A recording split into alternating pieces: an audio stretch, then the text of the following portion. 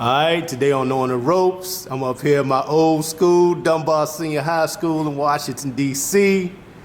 Got a star athlete right here by the name of DAEQUAN HARVIN, multi-star athlete, 4.1 GPA, sophomore here at Dunbar High School, fresh off the Turkey Bowl championship. Also, indoor track Yes, sir. Recipient Yes. award. That's it, yeah.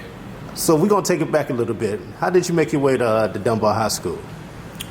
So starting off, actually I live not too far from here. I used to live like a couple of seconds from Dunbar, but at first I was interested in going into Gonzaga for the simple fact of just like the opportunities. You know, private schools, they supposedly have like way better opportunities for athletes. So going into that process, I realized that like they didn't want me there. Like it's not.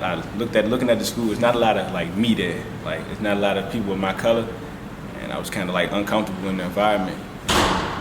I played on the 8th grade DMV Academy team, so just getting to like introduced to the coaches and the players, and like these are the people I was going to be around for my next 4 years at Dunbar. And then talking to like Coach Bink and Coach Stefan, who recruited me, it was just like the whole process. It was like it wasn't that hard. And then it's another thing, like the location was beautiful. It's a couple of like a walk away from my house. So just like just the whole school, just being around the like process and all, it was like easy for me to make my decision to come to Dunbar. You know, with that being said, you're also part of the pre-engineering program. Yes. What's that experience been like for you for the past 2 years? Man, phenomenal. Like ain't nothing like I ever experienced. My 9th grade year, we went like to it's called a spring break retreat. So every spring and every fall, the teachers, maybe like 2-3 teachers, take us to different parts of the United States, and we just go on a whole college tour. So like last year, we got the opportunity to go to Connecticut, New Haven, and some colleges in New Hampshire. It's just amazing. You get it's way more field trips, and it's just like you got a high expectation on your shoulders for the simple fact that this is an engineering school. So it's just opportunities that you have access to that you would not have access to in any other school. It's phenomenal. Now I got to ask you, man, explain the process, because being a multi-star athlete here at Dunbar, part of the pre-engineering program also as well, maintaining a 4.1 GPA, how do you manage your time being a part of sports and also the rigorous work of being a part of the pre-engineering program here at Dunbar? So we take the engineering class. We have one each year. So whether it's maybe 2. Sometimes they like to cooperate like physics and stuff and with the engineering curriculum. So like whether you got an A or B day, you take one engineering class each year. So for that 1 year, all 4 quarters you taking that class. So by me being in like honors and AP classes and by playing multiple sports, it's all about your relationship with your coaches and you just being able to communicate. So with me, I do track, football, and basketball, and they all kind of like fall around fall/spring sports. So just after football season ended, I would go to track. I would go to basketball practice. After I come from basketball practice, I would go in and then complete my track workout. Like it's just all about communication. And then once you go home, of course you got homework and stuff you need to do. It is really about having a good communication and a good relationship with your teachers and the coaches. Because everyone knows that I'm big on sports and stuff, so they help me out really. Like, now my question is this your first year on the varsity with Dunbar football, or were you a part of it? It's my first year on varsity. 9th year I played JV. Now going into this season, you actually had a teammate that you lost over the summer. Yes. How hard was that going into the season? It was like words can't even explain it. It was like there's no feeling that you can explain, like losing a brother, especially someone that was like I was so close with. So it was just like, dang man, like we came together as a team and it really pulled us together as a unit, and we literally, like, you can see it. It's a big difference from how we played last year and a big difference from how we played this year. That brought us together. We played more as a team, and it just allowed us to prevail and win our championship. That was all for our.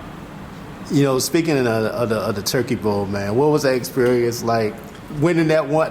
I think the 11th one for Dunbar Senior High School, the 11th Turkey Bowl, I believe. Man, just playing on that day, like You got a touchdown that game. I got 2 Two touchdowns. touchdowns. One off a fumble One off a recovery. fumble recovery and one off a rushing touchdown. Man, that's unbelievable. You wake up on Thanksgiving, you just sitting there waiting in the house, waiting for food to get ready. You might hang out with your family members. So it's an experience that I never experienced before. For once, I was not home. I was not sitting there waiting on my mom and them to cook the food. I wasn't helping out with the food. I'm actually with my brothers, playing in maybe 40, 30 degree weather. It's an amazing experience, and it's an experience that you obviously you just gotta love. You just gotta love the game of football. Now, you took an L in the following. Yeah, States, me too. Now, what was that moment like at the States? What was so different about the States? Man, I really don't know. We didn't play together as a team. We just didn't play Dunbar football that game. I don't know if it was. I don't know if it was because we just came off a championship. And that's what I was going to ask. We really don't know. We didn't play Dunbar football that game. What do you expect out of Dunbar football for the next 2 years for you? We still young. Exactly. Our teams, this team this year was made of all. It was a couple of seniors. It was more so juniors, and we got a big number of sophomores, including myself. So we a young team, so it's just keep our foot on their necks, just keep going. Well, what's your favorite, offense or defense? I like both. I think you even play a little special teams too, right? Yeah, I like it all, man. Whatever my coach need me at, I'm there. No hesitation, no pouting, I'm there. Offense, I play running back. They even tried me out a little bit of slot receiver this season. Defense, I play linebacker. So it's just being able to be on both sides of the ball. It's phenomenal. I just love the game so much. It's don't take me out the game, coach. Now, one of the things people know, man, that's important in football is speed. Right. Y'all got a lot of speedsters on this team, man. Talk about that. Actually, for yourself specifically, because you were just in the indoor season, yes. Talk about the award that you received. Okay, so last year, I was a freshman. I didn't run indoor track due to a dislocated shoulder, but I ran track in middle school, so I was looking forward to running track. So last year, I won the 100 and 200 meter dash as a freshman for DCIAA, and I got second in the 400. But in States, you going against them private schools and stuff like that. So I love competition. I kind of fell behind a little bit, but still as a freshman, to keep up with those guys who've been, running track for 4 years plus, it was an amazing experience. In this indoor, I finally encouraged my brothers. I'm like, come on, y'all, we gotta run track. They I want to be as fast as you. How you so fast? That's because I take care of my body, and track actually helps. So just being able to encourage some of my brothers to run with me, just amazing experience. I won the 55. I got second in the 300, and I got third in the 300 for DCIAA, and they gave me athlete of the year for the indoor track season. Were you surprised? Not really. My coach was going around telling me, "Oh, you're a finalist. You're a finalist." So I'm like, I got this in the bag. They were telling me who I was up against, and I'm like, there's no way they topping me. Not trying to be cocky, but there's no way they topping me. So when they finally called my name and gave the plaque to me, it was just let's go. I earned this. Speaking of importance to take care of your body, what are some of the things that you like to do in order to take care of your body, as far as with conditioning, and also what you intake as far as eating? We all have our, need cheat days, curry out, our little cheat days. But mainly just maintaining, solitude pretty much. So not allowing your weight to keep going up and down, keeping it at a sustainable weight. Always try to get as much protein as you can in your body, maintaining muscle. So by there's days, you might got to go eat fruit and give away that fried chicken that your family might be cooking.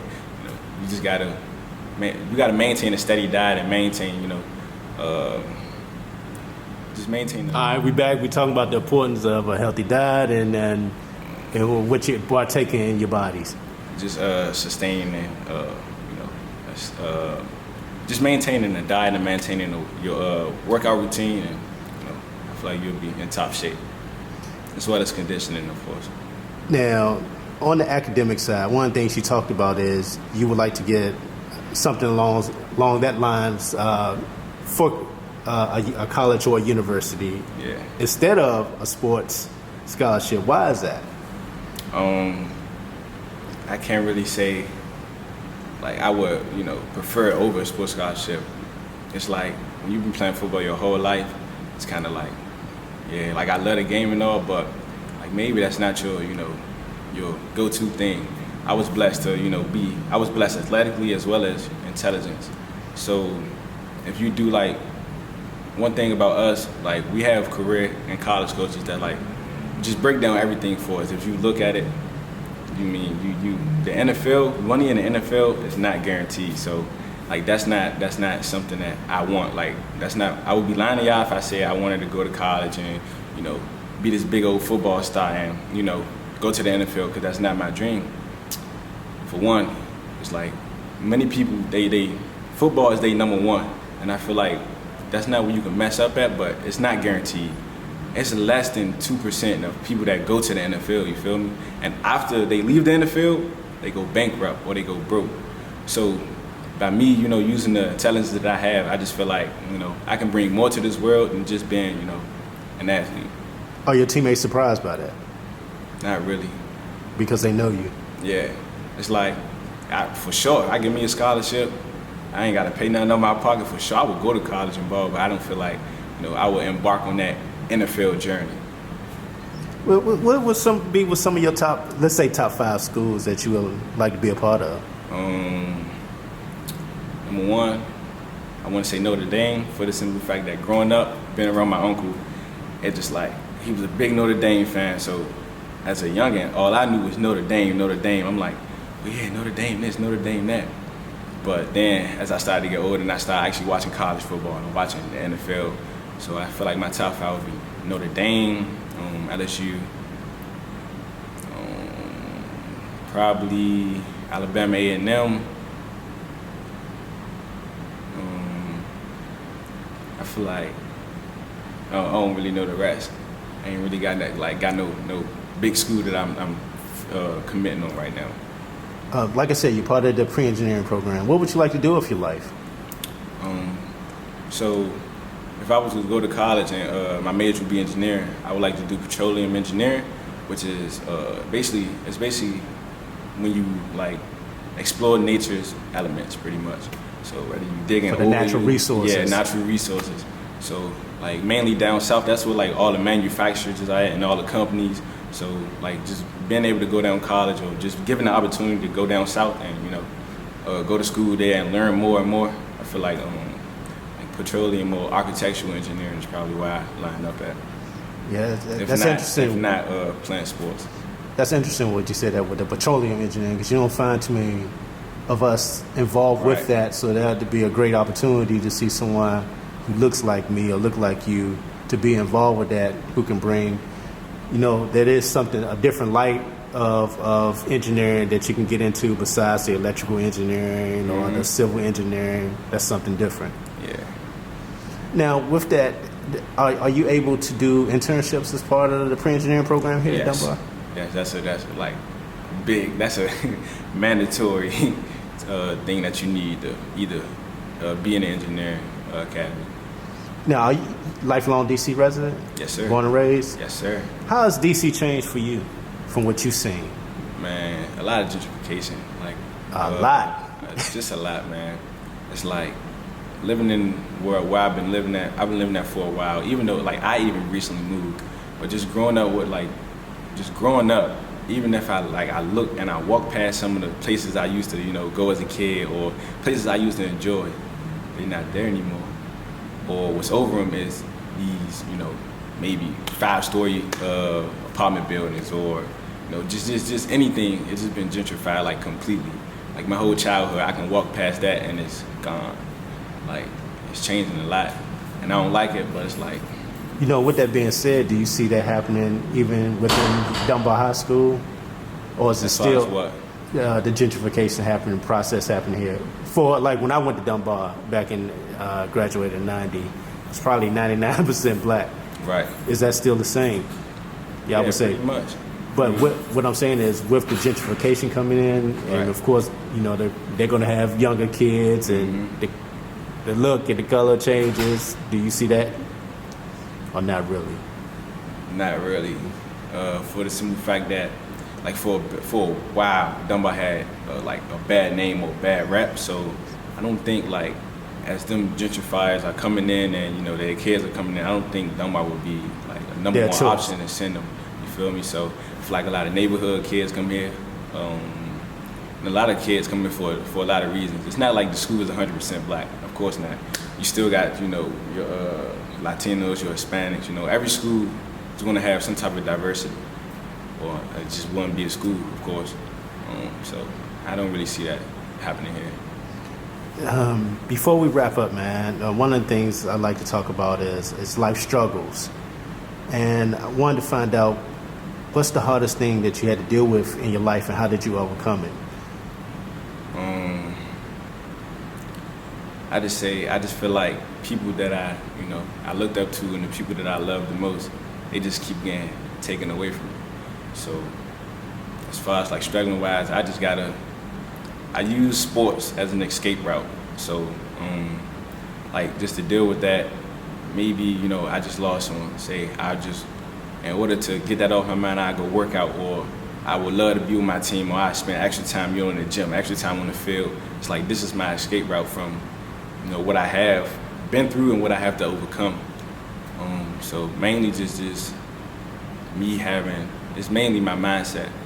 So as far as like struggles, I just feel like people just keep getting taken away from me, and the ones that mean the most to me. You know, yeah, it's interesting that you say that. Yeah, with losses, you know, I Yes. lost my brother in a car accident. Got him tattooed on to my day, so I can definitely feel you with that when you say something to keep your mind focused off that. You know, just among your teammates and everyone, man, what's the biggest thing that you find as a issue or struggle for a young black male growing up in DC right now? I feel like we always feel like for men and women, boys and girls, I feel like we always feel like we alone. And it's like, it's getting to the point where in this world, it's like you learning, like the people that you might have loved, you know, in this particular time, eventually they change on you. So like just growing up, our mindset is, oh, we feel like everyone is going to snake us out. We feel like everyone, you know, it's not really there or really supportive how they say they are. So just like among us, like that's like we feel like we all we got. So like even if we are struggling or we struggling with something, we don't seek out for help, not knowing that maybe it really is someone out there that really, you know, really will like won't stab us in the back. Instead, they'll stand beside us and take that stab in the back as well. But it's like we just growing up. That's just how it is in DC. How you feel about your coaches, man? Man, I love them to death, man. Honestly, Coach Bink, Coach Greg, Coach Steph, offensive, defensive coordinators, love them to death, man. By far, the best group of coaches I ever worked with.